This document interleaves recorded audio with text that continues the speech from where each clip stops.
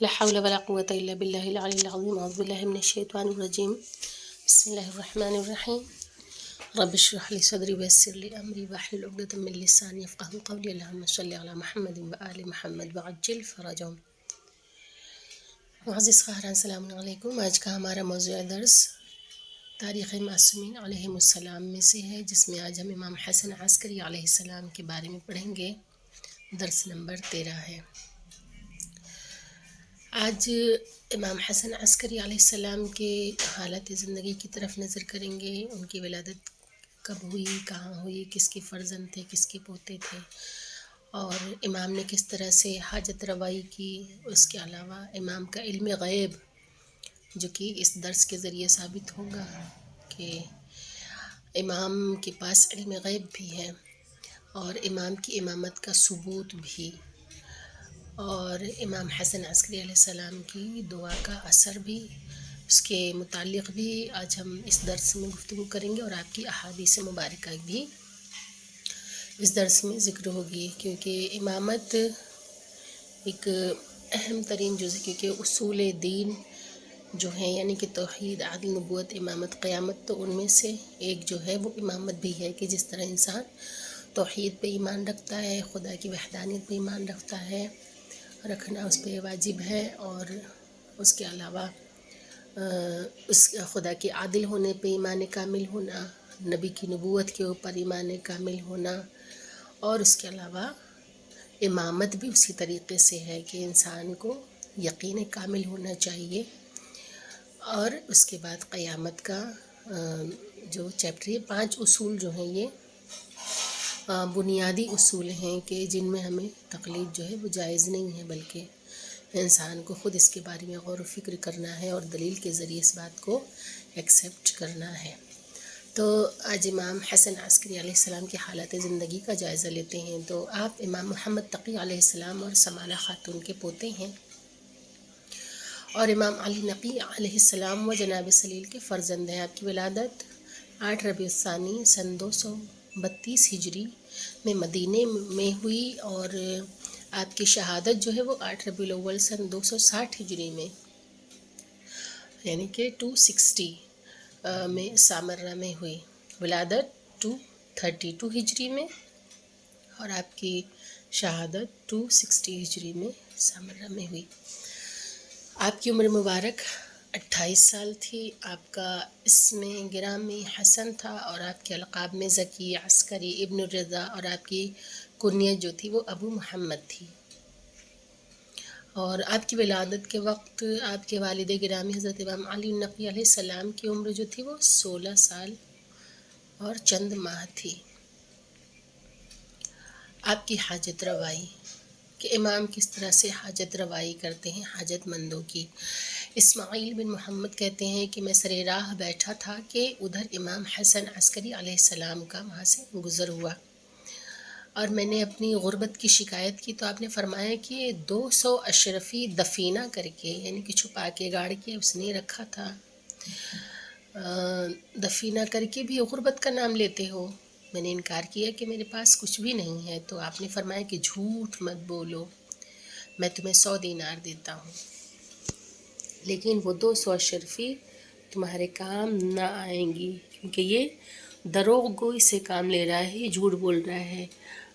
اپنے پاس بچی ہوئی اشرفیاں جمع کر کے اس کو دفن کر کے، اور اس کے بعد میں بھی غربت کی شکایت کرتا ہے.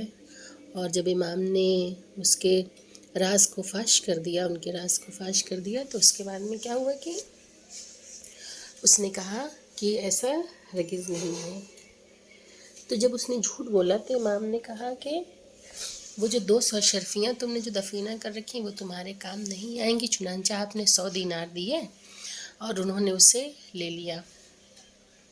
اس کے بعد ایک عرصے بعد ان کو پیسے کی ضرورت ہوئی، اور دفینہ نکالنے گئے تو اس میں کچھ بھی نہ تھا. اور بعد میں انکشاف ہوا کہ ان کے لڑکے کو اس دفینے کے بارے میں علم ہو گیا تھا، اور اس نے نکال لیا تھا. اور اس طرح امام حسن عسکری علیہ السلام کی کرامت کا بھی اظہار ہو گیا. جو امام نے فرمایا تھا وہی ہوا.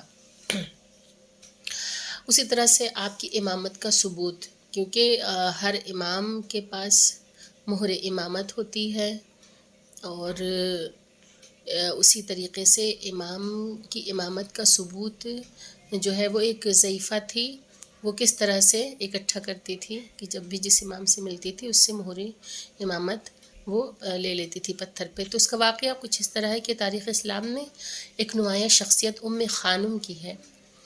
ام خانم جسے صاحب الحصہ کہا جاتا ہے، اس خاتون کا طریقہ یہ تھا کہ حضرات ائمہ معصومین علیہم السلام کی خدمت میں حاضر ہوتی اور ان سے ان کی امامت کا ثبوت طلب کیا کرتی تھی، اور سنگریزوں پر، یعنی پتھر کی جو کنکڑیاں ہوتی ہیں، سنگریزوں پر مہر امامت لگوا لیا کرتی تھی، اور یہی اسے امام کی امامت کا ثبوت ہوا کرتا تھا اس کے پاس۔ تو امام حسن عسکری علیہ السلام کے دور میں اس کا انتقال ہو چکا تھا، تو اس کے فرزند مجمع بن سلط نے امام حسن عسکری علیہ السلام کو تلاش کرنا شروع کیا کہ امام سے ثبوت امامت طلب کریں۔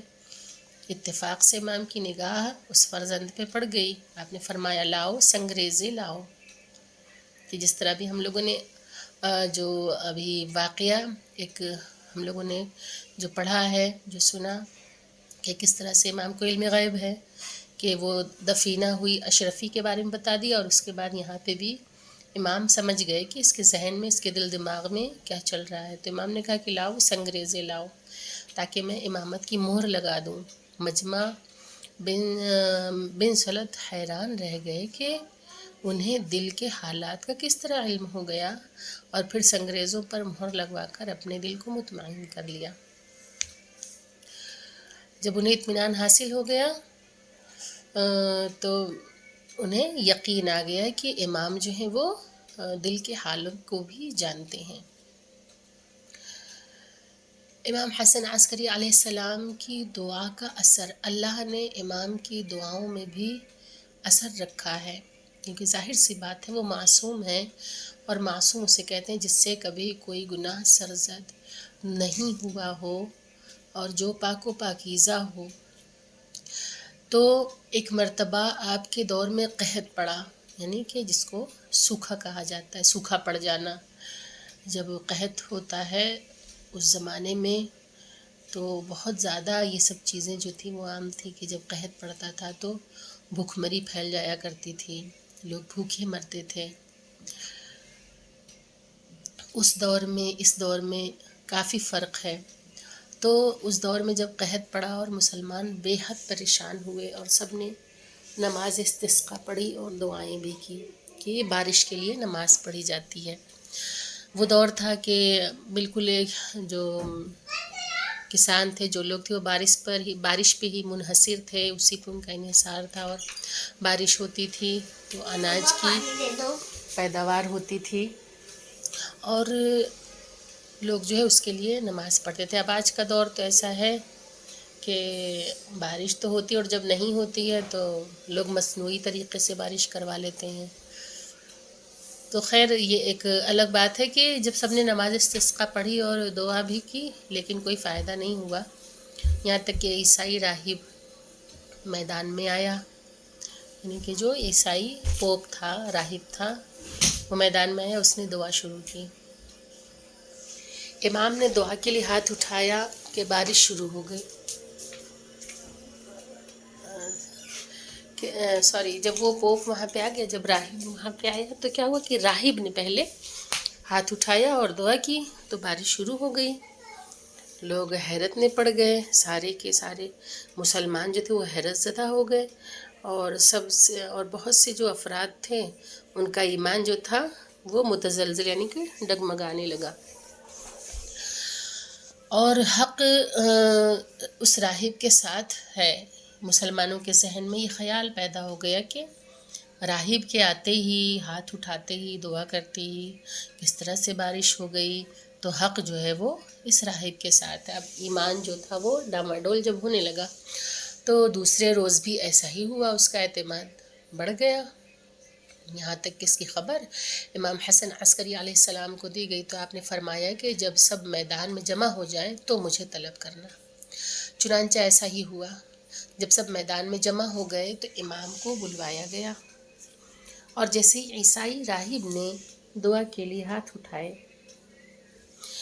آپ نے اس کی انگلیوں کے درمیان دبی ہوئی استخوان یعنی کہ ہڈی کو نکال لیا، اور آئے ہوئے بادل جو تھے وہ واپس چلے گئے، اور وہ پریشان ہو گئے اور مجمع حیران کہ اس کی دعا آج قبول نہیں ہو رہی ہے، اور عیسائی راہب جو تھا وہ شرمندہ ہو گیا۔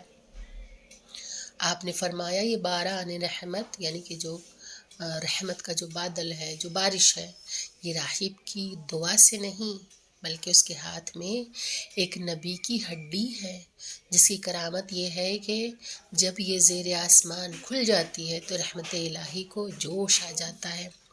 اس کے بعد امام حسن عسکری علیہ السلام نے دعا کی اور بارش کے آثار ظاہر ہوئے، لوگ اپنے اپنے گھروں کو چلے، تو امام نے فرمایا کہ ابھی رکو، یہ بادل یہاں نہیں برسے گا، یہ فلاں جگہ برسے گا، یہ فلاں جگہ برسے گا۔ اور اس کے بعد آپ نے لوگوں سے کہا کہ اب تم سب چلے جاؤ، یہ بادل یہاں برسے گا۔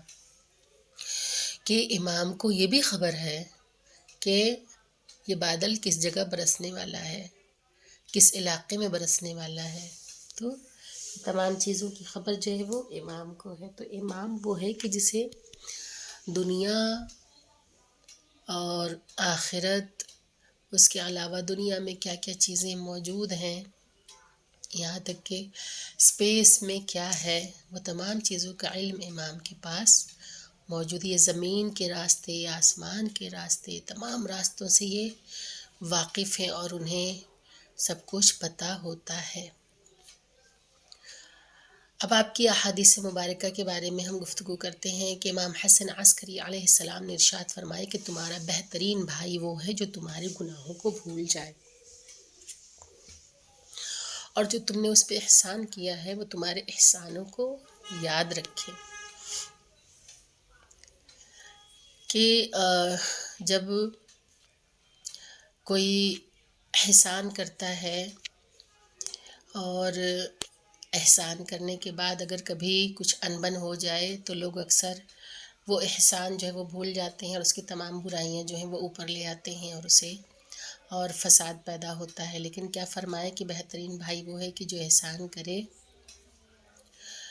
اور اس سے اگر کوئی گناہ سرزد ہو جائے تو اس کو بھول جائے، اور تم پر جو احسان کیا ہے وہ اس احسان کو یاد رکھے، یعنی برائیوں کو بھول جائے لیکن احسان کو یاد رکھے۔ امام حسن عسکری علیہ السلام نے ارشاد فرمایا کہ مومن کے لیے کتنی بری بات ہے کہ ایسی چیز کی طرف رغبت کرے، ایسی چیز کی طرف وہ اٹریکٹ ہو جو اس کی ذلت و رسوائی کا سبب بنے۔